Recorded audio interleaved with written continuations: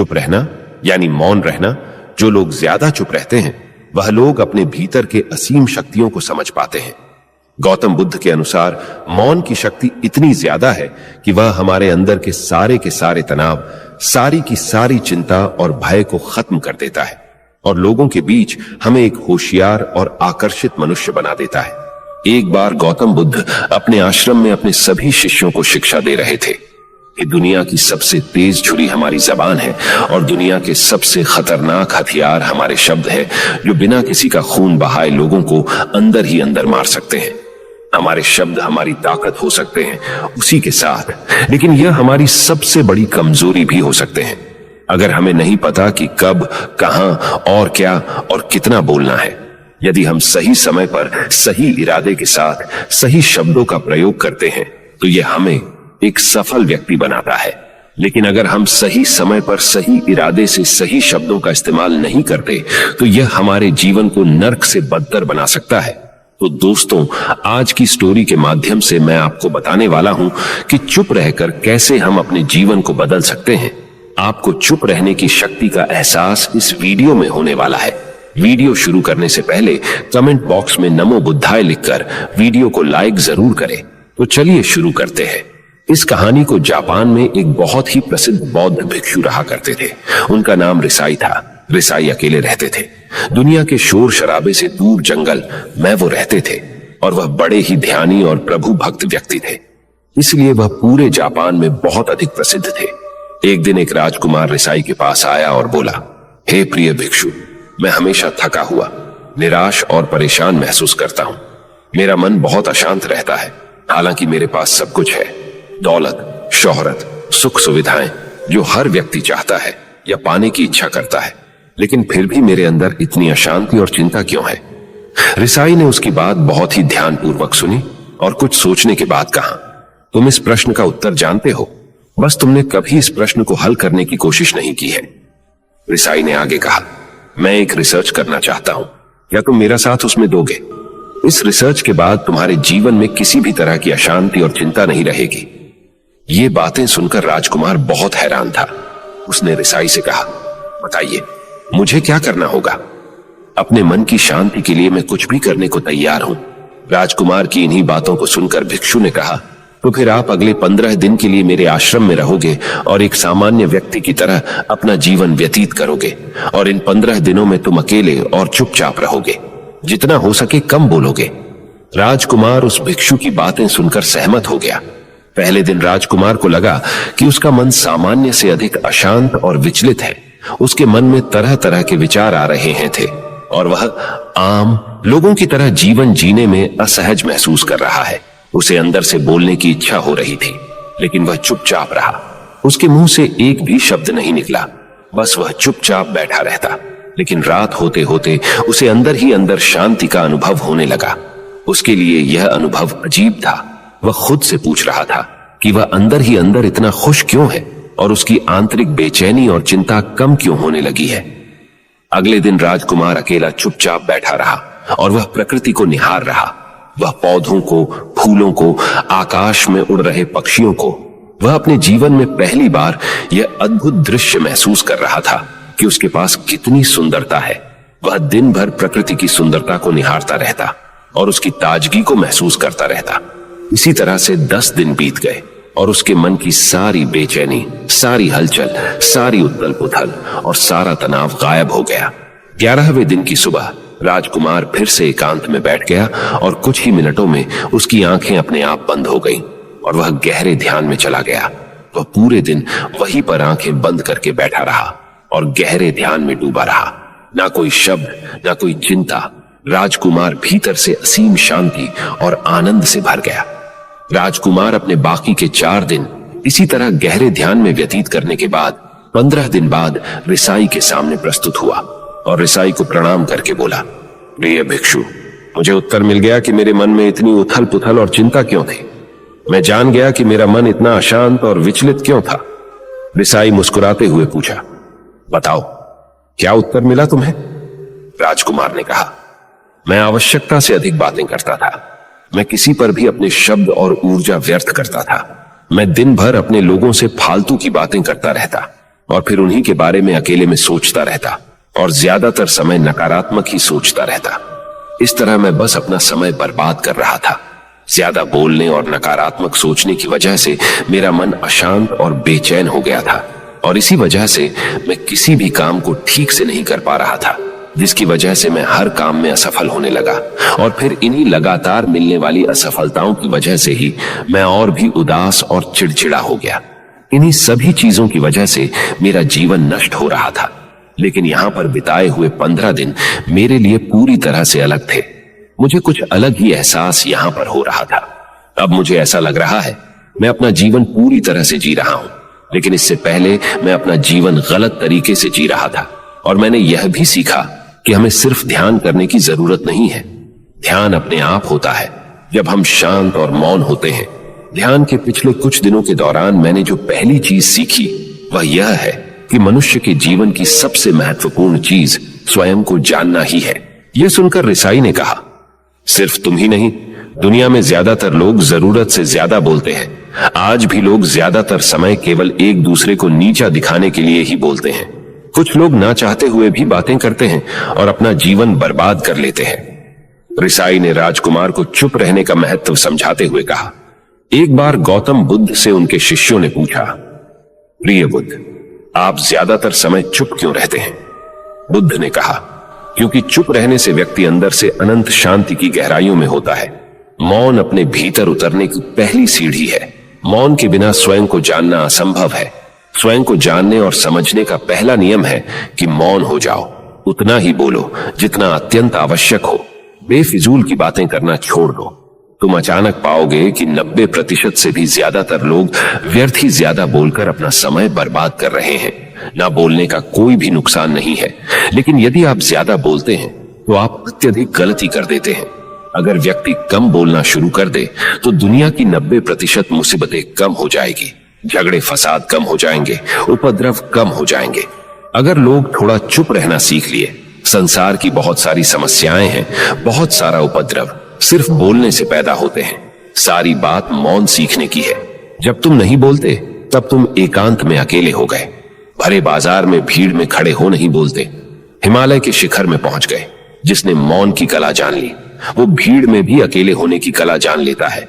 एकांत में तो आदमी स्वर्ग में है। दूसरे की उपस्थिति ही बेचैनी पैदा करती है। पहले तुम्हें चुप रहने की शक्ति को धारण करना होगा। इससे तुम अधिकतर ऊर्जा को बचा लोगे और फिर इस स्थिति में पहुंच जाओगे कि तुम कम बोलने लगोगे। अगर तुम किसी के यहां पर जा रहे हो और परेशान हो जाओ तो ऐसे में उचित है कि आंखें बंद कर लो और अपने में खो जाओ। वहां से आपको ताजगी महसूस होगी, क्योंकि तुम्हारे अंदर ही जीवन का वो स्रोत छिपा हुआ है, वह किसी दूसरे में नहीं है। इसके बाद राजकुमार उस रिसाई से पूछते हैं, आखिर कौन हमें अपने अंदर तक लेकर जाएगा? ये बातें सुनकर रिसाई बुद्ध कहते हैं, तुम्हें स्वयं ही अपने अंदर उतरना होगा और वहीं से परम राज्य जीवन का आनंद ले पाओगे। आनंद का यही से जन्म हुआ है। यही से तुम मौत में डूब जाओगे। यही तुम्हारा सूरज उदय होगा और यहीं से अस्त होगा। इसी प्रकार तुम बार बार इब्की लगाओ। जब भी तुम इब्की लगाकर लौटोगे वहां से तुम पाओगे फिर ताजगी भरी जीवन की नई संपदा मिलेगी। इस नई शक्ति के जन्म होने से तुम्हारी थकान गई, उदासी गई, चिंता गई। जैसे कोई स्नान करके लौटता है तो शरीर शीतल हो जाता है, शांत हो जाता है। ऐसे ही जब कोई भीतर से साफ होकर वापस आता है, मौन में स्नान करके लौटता है, तो समस्त अस्तित्व, समस्त व्यक्तित्व शांत और मौन हो जाता है, आनंदित हो जाता है। जब तुम आंतरिक मौन की उस पराकाष्ठा पर पहुंच जाओगे, तब तुम पाओगे कि बोलने से भी तुम्हारा मौन खंडित नहीं होता, वो बना ही रहता है। उसकी एक अंतर्धारा लगातार तुम्हारे भीतर बहती रहती है। तुम बोलते तो हो, तुम शब्द का उपयोग भी करते हो, लेकिन वो तुम्हारे मौन को खंडित नहीं कर पाती। एक बार गहरे मौन में स्थिर हो जाओ, फिर तुम्हारी वाणी में भी मिठास आ जाएगी। तुम्हारा बोलना संगीत पूर्ण होगा, तुम्हारा बोलना सत्य होगा। तुम बोलोगे तो दूसरों पर भी शीतलता छा जाएगी। जैसे ही तुम अंदर से चुप होते हो, तुम इतने शक्तिशाली होने लगते हो कि समाज की निर्भरता तुम छोड़ने लगते हो और तुम्हारे जीवन में एक मस्ती आती है जो केवल दीवानों के जीवन में होती है। तुम्हारे चेहरे पर एक नई रौनक आ जाती है। तुम्हारी आंखें किसी अमृत के समान हो जाती है और तुम अनंत शांति के समुद्र में डूबने लगते हो। इतना कहकर भिक्षु रिझाई ने अपनी बात खत्म की और वो मौन में चले गए। राजकुमार उनका धन्यवाद कर कर अपने महल में चला गया। दोस्तों, आपने भी अनुभव किया होगा कि बहुत ज्यादा बात करने से दिमाग अशांत हो जाता है, जिससे हम अपने दिमाग पर नियंत्रण खो देते हैं और साथ ही अपना ध्यान भी खो देते हैं। जो लोग बहुत ज्यादा बोलते हैं, उनके पास किसी एक काम पर ध्यान केंद्रित करने की काबिलियत नहीं होती। वो अपने किसी भी लक्ष्य पर पूरी तरह से ध्यान केंद्रित नहीं कर पाते। अगर हमारा दिमाग एक जगह केंद्रित नहीं है, तो हम जीवन की सच्चाई नहीं समझ पाते और ना ही मनचाही सफलता कभी हासिल कर पाएंगे। इसके अलावा भी आपने देखा होगा कि जो लोग अधिक बोलते हैं, वो अक्सर लोगों के बीच हंसी का पात्र बन जाते हैं, और जो लोग कम बोलते हैं और अपनी बात पर कायम रहते हैं, उन्हें लोगों से सम्मान मिलता है। लोग उनकी बातों को सुनते हैं और उन पर भरोसा भी करते हैं। जो लोग जरूरत से अधिक बोलते हैं और अपने विचारों के बारे में पक्के नहीं होते, उनका दिमाग स्थिर और विचलित रहता है, शोर से भरा रहता है, और एक अशांत दिमाग वाला व्यक्ति जीवन में किसी भी चीज में सफल नहीं हो पाता, क्योंकि वह किसी भी काम में फोकस नहीं कर पाता। यदि किसी व्यक्ति को यह पता है कि उसे कब, कहां और क्या बोलना है, तो वह व्यक्ति सच में बहुत बुद्धिमान है, और ऐसा व्यक्ति जहां भी जाता है, उसका व्यक्तित्व आकर्षण का केंद्र बन जाता है, और वह जो कुछ भी करता है उसमें सफल अवश्य होता है। अगर हम किसी महान और सफल व्यक्ति के व्यक्तित्व को गहराई से देखें, तो पाएंगे कि वो कम बोलते हैं और कम से कम शब्दों में अपनी बात खत्म कर देते हैं। वो बोलने से पहले वो चीजों और जिसके बारे में उसे बोलना है, उनके बारे में गहराई से सोचते हैं। लेकिन जो लोग बहुत ज्यादा बोलते हैं, बहुत बार वो झूठ भी बोलते हैं और अपनी बातों से दूसरों के मन और विचारों पर कचरा डालते रहते हैं। वह ज्यादातर समय दूसरों की बुराई करते रहते हैं, इसलिए उनके अपने भी उनसे नफरत करने लगते हैं और उनसे बचने की। सभी शिष्यों ने अपनी शक्ति के अनुसार छोटे बड़े भी संकल्प लिए और गुरु को अपने अपने संकल्प के बारे में बताकर वहां से चले गए। लेकिन वह शिष्य जो खुद को सबसे अलग और बड़ादा दिखाना चाहता था, वह सीधे गुरु की कुटिया में पहुंच गया और बोला, मैं कोई छोटा मोटा संकल्प नहीं लेना चाहता, बल्कि खुद की ही जैसे एक बड़ेढ़ा और महान संकल्प लेना चाहता हूं। कृपया आप ही बताएं, क्या संकल्प लेना चाहिए? उसकी यह बात सुनकर गुरु मुस्कुराए और बोले, क्या तुम मेरे द्वारा दिए गए संकल्प को पूरा कर पाओगे? क्या तुम्हारे लिए उसे पूरा करना संभव होगा? शायद नहीं, वह तुम्हारे लिए संभव नहीं है। तुम उसे पूरा नहीं कर पाओगे, इसीलिए तुम खुद ही कोई संकल्प ढूंढो। शिष्य ने कहा, नहीं गुरुदेव, आप जो भी संकल्प मुझे देंगे, मैं जरूर उसे पूरा करूंगा। गुरु ने कहा, ठीक है, तो तुम अगले 1 महीने तक चुप रहोगे, मुंह से एक शब्द भी नहीं निकालोगे, यही तुम्हारा संकल्प है। शिष्य ने कहा, गुरुदेव, यह भी कोई संकल्प है? यह तो बहुत ही आसान है, 1 महीने तक चुप ही रहना है। आप कोई बड़ेढ़ा संकल्प दीजिए जो मेरी योग्यता के लायक हो, जिसे पूरा करने में मुझे समस्या हो। गुरु ने कहा, पहले तुम इस संकल्प को तो पूरा करके दिखाओ। शिष्य ने गुरु की बात मान ली और वह उसी समय चुप हो गया और पलटकर कुटिया से बाहर चला गया। उसे चुप रहना बहुत आसान लग रहा था। उसने एक दिन तो जैसे तैसे चुप रहकर काट लिया, लेकिन दूसरे दिन से उसके मन में ना बोलने का बोझ बढ़ने लगा। तीसरे दिन उसे भारीपन महसूस होने लगा और चौथे दिन उसके अंदर एक अजीब सी बेचैनी होने लगी, क्योंकि आसपास आश्रम के सभी शिष्य एक दूसरे से बातें कर रहे थे। वह भी अपना पक्ष उनके सामने रखना चाहता था, उनकी बोलती बंद कर देना चाहता था, लेकिन उसका संकल्प उसके आड़े आ रहा था। इसीलिए वह पूरे दिन सिर्फ मुंह और आंखें बनाता रहता। इसी तरीके से कुछ दिन और बीते और वह शिष्य बीमार पड़ गया। उसका सिर फटा जा रहा था, उसका खाने पीने तक का मन नहीं कर रहा था, वह सिर्फ बोलना चाहता था। वह गुरु के पास गया और उनके सामने बैठकर लिखकर उन्हें बताया, गुरुदेव, मैं बोलना चाहता हूं, बिना बोले मुझे सांस नहीं आ रही, मेरा दम घुटता जा रहा है, मैं अंदर ही अंदर पागल हुआ जा रहा हूं, मैं क्या करूं? संकल्प तोड़ दूं क्या? ये पढ़कर गुरु मुस्कुराए और बोले, संकल्प तो तोड़ने के लिए ही होते हैं, लेकिन जो अपने संकल्प को पूरा कर लेता है, वही अपनी आंतरिक शक्ति को बढ़ाता है, और जो अपनी आंतरिक शक्ति को बढ़ा लेता है, वह समाज और जागृति की राह पर आगे भी आज जाता है। संकल्प का लेना भी तुम्हारे हाथ में था और इसे तोड़ना भी तुम्हारे ही हाथ में है। तुम्हारे बहुत से भाई अपने संकल्प को तोड़कर अपनी पुरानी दिनचर्या पर वापस आ चुके हैं। अगर तुमसे नहीं हो पा रहा तो तुम भी संकल्प तोड़कर अपनी पुरानी दिनचर्या पर वापस जा सकते हो। लेकिन याद रहे, अगर आज तुम इस छोटे से संकल्प को नहीं संभाल पा रहे तो तुम अपनी बाकी की पूरी जिंदगी को कैसे संभाल सकोगे? बाकी फैसला पूरी तरह से तुम्हारे हाथों में है। गुरु की यह बात उस शिष्य के दिल में चोट कर गई। वह बिना कुछ बोले वहां से वापस चला गया और खुद को अपनी कुटिया में बंद कर लिया। वह केवल अपने जरूरी कामों के लिए ही कुटिया से बाहर निकलता, बाकी सारे समय कुटिया के अंदर ही बैठा रहता। 15 दिन बीत चुके थे और आश्रम के लगभग सभी शिष्यों का संकल्प अब तक टूट चुका था, लेकिन उसका संकल्प अभी भी जारी था। संकल्प लेने के बाद से अब तक उसने एक शब्द भी नहीं बोला था। सारा आश्रम हैरान था कि इतना बोलने वाला इंसान चुप कैसे हो गया। 15 दिन बीतने के बाद वह दोबारा अपने गुरु के पास गया और लिखकर बताया है, गुरुदेव, मैं बाहर से तो चुप हूं, लेकिन मेरे भीतर बहुत सी आवाजें हैं, बहुत सी चीख पुकार और शिकायतें हैं। मैं अंदर ही अंदर बात करता रहता हूं। मेरा मन तरह तरह के प्रश्न पूछता रहता है। मैं बाहर से जितना मौन हूं, भीतर से उतने ही शोर शराबे से भरा हुआ हूं। क्या इस तरह से मेरा संकल्प अभी भी जारी है? गुरु ने कहा, हां, तुम्हारा संकल्प अभी भी जारी है, लेकिन जब तक लोगों की ये आवाजें तुम्हारे कानों में पेटी देती रहेंगी, तुम्हारा मन बोलता रहेगा, क्योंकि इसे तो आदत है बोलने की। तुम भले ही बाहर से चुप रहो, लेकिन तुम अंदर ही अंदर बोलते रहोगे। तुम्हें इन बातों से, इन आवाजों से दूर जाना पड़ ही रहेगा। शिष्य गुरु को प्रणाम कर वहां से चला जाता है और सुबह होते ही अपनी कुटिया छोड़कर जंगल की तरफ चला जाता है। कई दिन बीत जाते हैं, संकल्प का समय भी पूरा हो जाता है, लेकिन शिष्य लौटकर नहीं आया। आश्रम में सभी को डर था कि कहीं जंगली जानवर ने उसे खा ना लिया हो। इस बीच उसे ढूंढने की बहुत कोशिश की गई, लेकिन वह कहीं नहीं मिला।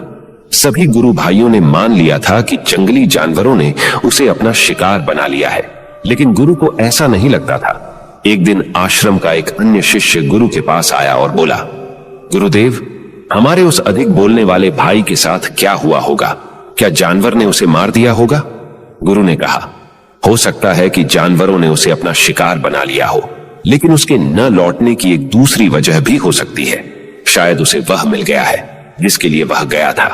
फिर शिष्य ने पूछा, गुरुदेव, क्या ज्यादा बोलना इतना हानिकारक होता है? गुरु ने कहा, इंसान के जीवन के बहुत सारे दुखों में से एक दुख यह भी है कि वह कभी चुप नहीं रह सकता, हमेशा कुछ ना कुछ बोलता ही रहता है। सिर्फ हमारे बोलने के कारण हमारे आधे से ज्यादा दुख पैदा होते हैं। परिवार के अधिकतर झगड़ों की वजह हमारा बेमतलब बोलना ही होता है। हम में से कोई भी चुप नहीं रहना चाहता। हम बस सामने वाले को सुना देना चाहते हैं। जो भी हमारे मन में है सब निकालकर उसके मन में बैठा देना चाहते हैं। उसे समझा देना चाहते हैं कि देख, तू गलत है और मैं सही। और इस तरीके से सब एक दूसरे की सडड ही गली बातों को ग्रहण कर रहे हैं। इस तरीके से सुनने और सुनाने का यह काम जिंदगी भर चलता रहता है। लेकिन इस नासमझी में हम अपना समय, अपना जीवन, अपनी समझ और सबसे महत्वपूर्ण व कीमती पल जो जिए जा सकते हैं, जिनको अनुभव किया जा सकता है, जिनमें आनंद को प्राप्त किया जा सकता है, यह सब खो देते हैं। लेकिन इसके बदले हमें मिलता क्या है? कुछ नहीं, सब व्यर्थ और बर्बाद हो जाता है। इस पागलपन में हमने क्या खो दिया, इसका एहसास केवल कुछ ही लोगों को हो पाता है। बाकी लोग जैसे उन्हें अपने आने का पता नहीं, वैसे ही उन्हें अपने जाने का भी पता नहीं चल पाता। शिष्य ने कहा, तो फिर इसका समाधान क्या है? गुरु ने कहा, पूरी जागरूकता के साथ अपने विचारों को देखना यही एकमात्र तरीका है। सारी मानसिक समस्याओं का वर्तमान में रहकर चिंतन करना, पूरी जागरूकता के साथ अपना काम करना जिंदगी में चमत्कारिक बदलाव ला देता है। उसके बाद वह शिष्य गुरु से अपने प्रश्नों का उत्तर पाकर उनको प्रणाम करके वहां से चला गया। उस शिष्य को आश्रम छोड़कर गए हुए 3 महीने का समय बीत चुका था, लेकिन उसकी कोई खबर न थी। अब तक तो सभी गुरु भाइयों ने भी उसके वापस लौटने की उम्मीद छोड़ दी थी, लेकिन एक दिन वह आश्रम लौट आता है। उसे देखकर सभी के आश्चर्य और खुशी का ठिकाना न रहा। लेकिन अब वह नहीं था जो यहां से गया था, वह कुछ और ही बनकर वापस आया था। उसके अंदर एक गजब का बदलाव महसूस किया जा सकता था। उसके चेहरे पर एक गजब का ठहराव और आंखों में बनी शांति थी। आश्रम में आते ही सभी गुरु भाइयों ने उसे चारों तरफ से घेर लिया और बातें करने लग गए। वह भी अपने गुरु भाइयों से बातें करने लगा। उससे बात करने वाले सभी ने यह अनुभव किया कि अब वह पहले जैसा उतावला और बातूनी नहीं रह गया था। उसके मुंह से एक एक शब्द बहुत ही सुलझे हुए और मधुरता के साथ निकल रहे थे। थोड़ी देर तक गुरु भाइयों से बात करने के बाद वह सीधा गुरु की तरफ चला गया। उसने गुरु के चरण छुए और कहा, गुरुदेव, क्या मैं अब भी मौन हूं? क्या अब भी मेरा संकल्प जारी है? गुरु ने कुछ देर तक शिष्य की आंखों में बड़े ध्यान से देखा और कहा, हां, तुम अब भी मौन हो। तुम्हारे मुंह से एक भी शब्द निकल नहीं रहा और तुम्हारा संकल्प अभी भी जारी है। शिष्य ने कहा, गुरुदेव, जब मैं आश्रम से गया तो मैं मुंह से तो चुप था, लेकिन मेरे अंदर बहुत सी आवाजें थीं, मन में बहुत से प्रश्न थे और वह बंद नहीं हो रहे थे। तो मैं जंगल में चला गया, इस उम्मीद से कि वहां मुझे शांति मिलेगी और मेरे मन की बकबक कम हो जाएगी। लेकिन मैं जितना एकांत में जाता गया, मेरे अंदर की आवाज उतनी ही तेज होती गई।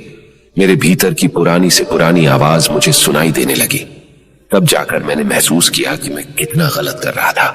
जब मैं अपने परिवार वालों, दोस्तों को और गुरु भाइयों को बुरा भला कहता था, तो उस समय मुझे लगता था कि मैं सही कह रहा हूं। जब मैं गुरु भाइयों की एक दूसरे से चुगली करता था और उनका मजाक बनाता, तब भी मुझे यही लगता था कि मैं उनसे बेहतर हूं और मैं सही कर रहा हूं। लेकिन उस दिन मैंने पहली बार महसूस किया कि मैं कितना गलत बोलता था। काफी दिनों तक ये आवाजें, ये शिकायतें मेरे अंदर चलती रही, लेकिन धीरे धीरे करके एक दिन ये सारी आवाजें मेरे अंदर से समाप्त हो गई। अब मैं भीतर से भी मौन हो गया। उस घने जंगल में बाहर से कोई बोलने वाला था नहीं और भीतर कोई आवाज बची ही नहीं थी। और मैं उस दिन पहली बार मौन का सही अर्थ समझा। मेरे चारों तरफ बहुत शांति थी। हालांकि अभी भी कुछ आवाजें आ रही थी जो पहले भी आती थी, लेकिन मैं उन्हें सुन नहीं पाता था। पर अब वह सभी आवाजें मुझे स्पष्ट रूप से सुनाई दे रही थी। हवा के चलने की आवाज, चिड़ियों के चहकने की आवाज और पानी के बहने की आवाज, ये सभी आवाजें मैंने पहली बार पूरे होश पूर्वक सुनी। अपने चारों तरफ इतनी शांति मैंने पहले कभी महसूस नहीं की थी। तो इस शांति को भंग करने के लिए मैंने पहली बार अपने मुंह से कोई शब्द निकाला। मैं चिल्लाया, हे ईश्वर, ये कैसी शांति है? सभी कुछ इतना शांत क्यों है? ऐसा क्या हो गया? लेकिन मेरे चिल्लाने के बाद भी शांति भंग नहीं हुई।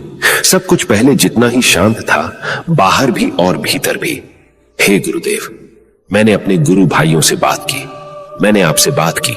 मैं बोल रहा हूं, मैं चल रहा हूं, मैं सब कुछ देख रहा हूं, लेकिन मैं अपने भीतर एकदम एकांत में हूं, मौन में हूं, भीड़ डेच में होता हूं, तब भी भीतर से अकेला एकांत में होता हूं। जब मैं खुद में भी शोर करना चाहता हूं, तब भी एकांत में ही होता हूं। अब सब दिखाई पड़ी डाहने लगा है, सब सुनाई पड़ी डाहने लगा है। गुरु ने कहा, जब तक हम बाहर की तरफ बोलते रहेंगे, भीतर अशांति ही रहेगी। लेकिन जिस दिन हम भीतर की तरफ मुद्दा जाएंगे, तब हमारे मुंह से कुछ भी निकलेगा, हम शांत ही रहेंगे। दुनिया में जितनी भी बुराइयां हैं, ज्यादातर हमारे बोलने से ही उत्पन्न होती है, क्योंकि हम चुप रहना नहीं चाहते। हम जितनी जरूरत है उससे कहीं ज्यादा बोलते हैं। हम सामने वाले को सुनना नहीं चाहते, बल्कि उसकी बोलती बंद कर देना चाहते हैं। उसे समझा देना चाहते हैं कि मैं कौन हूं, मैं क्या कर सकता हूं। और यही हमारी जिंदगी का मकसद बनकर रह जाता है। हमारी सारी ऊर्जा व्यर्थ के बोलने में बर्बाद होती रहती है। ऐसे ही समाज में लोगों का जीवन दुखों से भर जाता है, जो हमेशा एक दूसरे को सुनाने में लगे रहते हैं। कभी एक दूसरे को सुनना नहीं चाहते, समझना नहीं चाहते, और चुप रहना तो उन्होंने कभी सीखा ही नहीं, क्योंकि चुप रहना उन्हें छोटा महसूस करवाता है। दुनिया की सभी लड़ाइयों का कारण हमारा बोलना ही है। इसलिए हमें सिर्फ उतना ही बोलना चाहिए जितना जरूरी हो, क्योंकि व्यर्थ का बोलना ऊर्जा को नष्ट करना है। और यह बोलना ही हमें कभी अपने भीतर की ओर लौटने नहीं देता, क्योंकि यह हमें बाहर की ओर खींच कर रखता है। और बाहर है ही क्या इस संसार के अलावा। लेकिन अगर अपने भीतर के संसार की ओर मोड़ना है, तो इस मुंह को बंद ही रखना चाहिए। इसीलिए जितने भी बुद्ध हुए, आत्मज्ञानी हुए, वह सभी एकांत की ओर भागे, ताकि उन्हें ज्यादा न बोलना पड़ी डेहे, ज्यादा सुनना न पड़ी डीहे। वह एकांत में रहे और शांत रहे, इसीलिए आसानी से भीतर की यात्रा कर पाए। लेकिन अगर कोई चाहे तो इस संसार में रहकर भी एकांत में रह सकता है, शांत रह सकता है। लेकिन इसके लिए उन्हें अपनी ऊर्जा बचानी होगी, जिसे वह अब तक अपने व्यर्थ के शब्दों में बर्बाद कर रहे थे। दोस्तों, इस कहानी की सीख यही है कि व्यर्थ का बोलना ऊर्जा को नष्ट करना है। ज्यादा और व्यर्थ बोलना ही हमें अपने भीतर की ओर लौटने नहीं देता, क्योंकि यह हमें बाहर की ओर झुकाए रखता है। और जिन्हें भीतर की यात्रा करनी है उन्हें अपने मुंह को बंद ही रखना चाहिए।